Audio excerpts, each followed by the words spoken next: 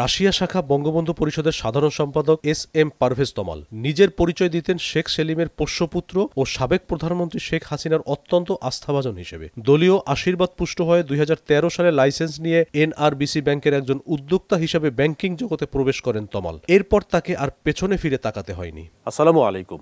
নয়া দিগন্তের টপ নিউজের আজকের বিষয় এই তমালকে নিয়ে। অভিযোগ রয়েছে আওয়ামী লীগের প্রভাবশালী নেতা শেখ সেলিম, ব্যারিস্টার শেখ ফজলে নূর তাপস সহ পতিত আওয়ামী সরকারের একাধিক মন্ত্রী এমপিদের ভুয়া প্রতিষ্ঠানের নামে বিশেষ সুবিধায় ঋণ দেওয়ার ব্যবস্থা করেন পারভেজ তমাল। বর্তমানে তমাল পারভেজ চক্রের বিরুদ্ধে ঢাকা, বরিশাল, খুলনা ও সাতক্ষীরা সহ বেশ কয়েকটি জেলায় হত্যা মামলার তদন্ত চলমান। মানবতাবিরোধী অপরাধের জন্য আন্তর্জাতিক অপরাধ ট্রাইব্যুনালেও তার বিরুদ্ধে মামলা বিচারাধীন রয়েছে। তবে আসামিরা বিদেশে পলাতক থাকলেও তমাল চক্রের কালো ছায়া এখনও বিদ্যমান এনআরবিসি ব্যাংকে। ছাত্রলীগ যুবলীগের নেতাকর্মীদের নিয়ে নিজস্ব সিন্ডিকেট গড়ে বিভিন্ন সময় নানা কৌশলে ব্যাংকটি থেকে প্রায় ৮,০০০ কোটি টাকা লুটপাট করেন তারা। কেউ প্রতিবাদ করলে তার উপর নেমে আসে নির্যাতনের খড়। টর্চার সেলে নিয়ে বেদম মারধর, নির্যাতনের পর ব্যাংক থেকে পদত্যাগেও বাধ্য করা হতো। গণ অভ্যুত্থানের মুখে শেখ হাসিনা পালিয়ে যাওয়ার পর ব্যাংকটি ঘুরে দাঁড়ালেও তমালের কূট কৌশলে পরিচালনা পর্ষদের বিরুদ্ধে নানা ষড়যন্ত্র চালানো হচ্ছে। অভিযোগ রয়েছে ঘুষের মাধ্যমে ব্যাংকের বিভিন্ন শাখা উপশাখায় ছাত্রলীগের প্রায় ২,০০০ নেতাকর্মীকে চাকরি দেন তমাল। শেখ সেলিম ও ফজলে নূর তাপস সহ প্রভাবশালী দুজন সাবেক গভর্নরের হাত ধরে ২০১৭ সালে ব্যাংকটির চেয়ারম্যানের পদটি বাগিয়ে নেন তিনি। এরপর এনআরবিসি ব্যাংক থেকে নামে বেনামে প্রায় ৮,০০০ কোটি টাকা লুটপাট করেন বলে অভিযোগ রয়েছে। অর্থ লোপাটের বেশ কয়েকটি তথ্য উপাত্ত নয়া দিগন্তের হাতে এসেছে। সেসব নথিপত্র অনুসারে বাংলাদেশ ব্যাংকের আর্থিক গোয়েন্দা ইউনিটে তাদের বিরুদ্ধে ব্যবস্থা নেওয়ার সুপারিশ করা হলেও ব্যাংকটির তৎকালীন চেয়ারম্যান পারভেজ তমাল ও পরিচালনা পর্ষদের নির্বাহী চেয়ারম্যান মোহাম্মদ আদনান ইমাম সহ বিতর্কিত পরিচালনা পর্ষদের বিরুদ্ধে ব্যবস্থা নিতে ব্যর্থ হয় শেখ হাসিনা আমলের অর্থ মন্ত্রণালয় ও বাংলাদেশ ব্যাংক। অভিযোগ রয়েছে ব্যাংকটিতে চরম অনিয়ম, দুর্নীতি আর অব্যবস্থাপনার নজির স্থাপনের জন্য সবচেয়ে বেশি দায়ী ছিলেন সদ্য সাবেক কর্তৃত্ববাদী চেয়ারম্যান পারভেজ তমাল, এক্সিকিউটিভ কমিটির চেয়ারম্যান আদনান ইমাম ও তাদের সব অপকর্মের দোষর পালেরগোদা ডিএমডি হারুনুর রশিদ। ধারাবাহিকভাবে ১৩ বছর ধরে ব্যাংকের সব খাতে দুর্নীতির প্রধান পৃষ্ঠপোষক এই হারুন।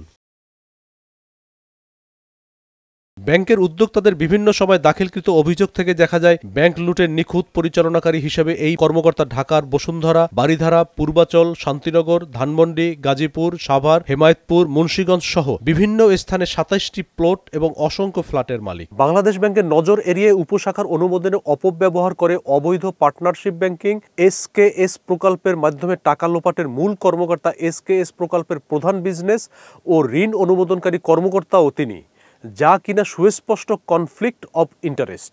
এসকেএস প্রকল্পের দালাল জনির সাথে মিলে তমাল ও রাসেল আহমেদ লিটনের সাথে যোগসূত্র স্থাপনকারীও তিনি। ব্যাংকের সূত্র মোতাবেক এসকেএস ক্ষুদ্র ঋণ প্রকল্পের নামে ব্যাংকের প্রায় ৩,৫০০ কোটি টাকা লুট হলেও এখান থেকে ডিএমডি হারুনুর রশিদ, রমজান আলী ও সাফায়েত কবির কানন চক্র কয়েকশো কোটি টাকা হাতিয়েছেন।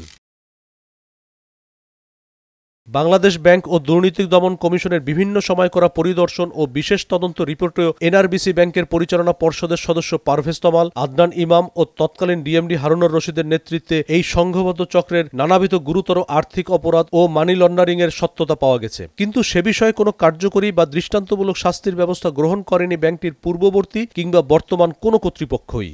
এছাড়া বৈষম্য বিরোধী আন্দোলন দমনে ছাত্রলীগকে ব্যাপক অর্থ সরবরাহ করার কারণে আলোচিত পারভেজ তমাল ও তার সহযোগীদের বিরুদ্ধে ঢাকা, বরিশাল, খুলনা ও সাতক্ষীরায় কয়েকটি হত্যা মামলার তদন্ত চলছে। আন্তর্জাতিক অপরাধ ট্রাইব্যুনালেও তার বিরুদ্ধে মামলা বিচারাধীন। ২০১৭ সালে ব্যাংক দখলের পর তমাল তার বন্ধু এনটিএমসির ডিজি জিয়াউল আহসানের মাধ্যমে বিভিন্ন বাহিনীর সদস্যদের দিয়ে ব্যাংক কার্যালয়ে গড়ে তোলেন আয়নাঘরের আদলে টর্চার সেল। সেখানে নিয়মিত পেশাদার কর্মকর্তাদের নির্যাতন করা হতো। এই সেলের প্রধান ছিলেন ব্যাংকের সিকিউরিটি ফোর্সের প্রধান কমান্ডার অবসরপ্রাপ্ত ফরহাদ সরকার, আর তার সহযোগী ছিল প্রায় ২৫ জনের একটি টিম। তারা ছাত্রলীগ ও বিভিন্ন সংস্থার সাথে সমন্বয় করেই তাদের কার্য পরিচালনা করত। ৫ আগস্ট পট পরিবর্তনের পর এ পর্যন্ত ৩বার পারভেজ তমাল তার দুর্নীতিবাজ চক্রের মনোবল ঠিক রাখার জন্য সিন্ডিকেটের সদস্যদের অস্বাভাবিক পদোন্নতি ও বেতন বৃদ্ধি করেই যাচ্ছেন বলে অভিযোগ রয়েছে। ২০২২ সাল থেকে এই বিষয়ে আপত্তি জানিয়ে আসলেও থামছে না তাদের এসব কর্মকাণ্ড। মোস্তাফিজুর রহমান, নয়া দিগন্ত।